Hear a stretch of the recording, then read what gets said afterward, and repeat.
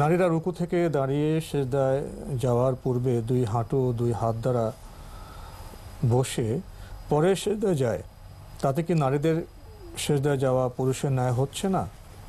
নারীরা এভাবে পড়লে নামাজ সঠিক হবে কি? কিভাবে বলতে চাচ্ছেন তিনি?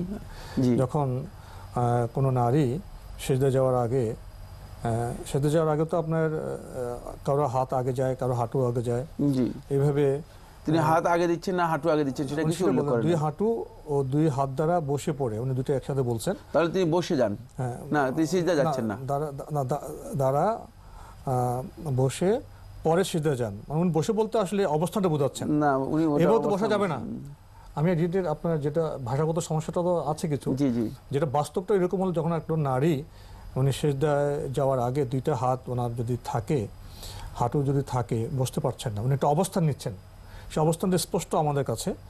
এরপরে যদি উনি সিজদায় যান, ওনার প্রশ্ন হলো এতে কি তার সিজদায় যাওয়াটা পুরুষের ন্যায় হচ্ছে না? কোথায় পুরুষের মতো হচ্ছে? পুরুষের মতো হচ্ছে না, বরং এই সিজদা মানে তিনি প্রথমে বসতেছেন তারপরে সিজদা যাচ্ছেন।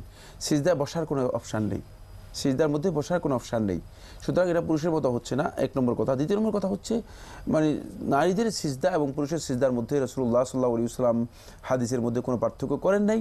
সুতরাং যদি কেউ পুরুষের মতো সিজদা করেনও, মানে যদি কেউ তার সিজদাটা পুরুষের মতো দেও, তাহলেও তার সালাত কোনো অসুবিধা হবে না, তার সালাত আদায় হয়ে যাবে এবং এটি সুন্নাহ পরিপন্থী নয়, এটি সুন্নাহ পরিপন্থী নয়।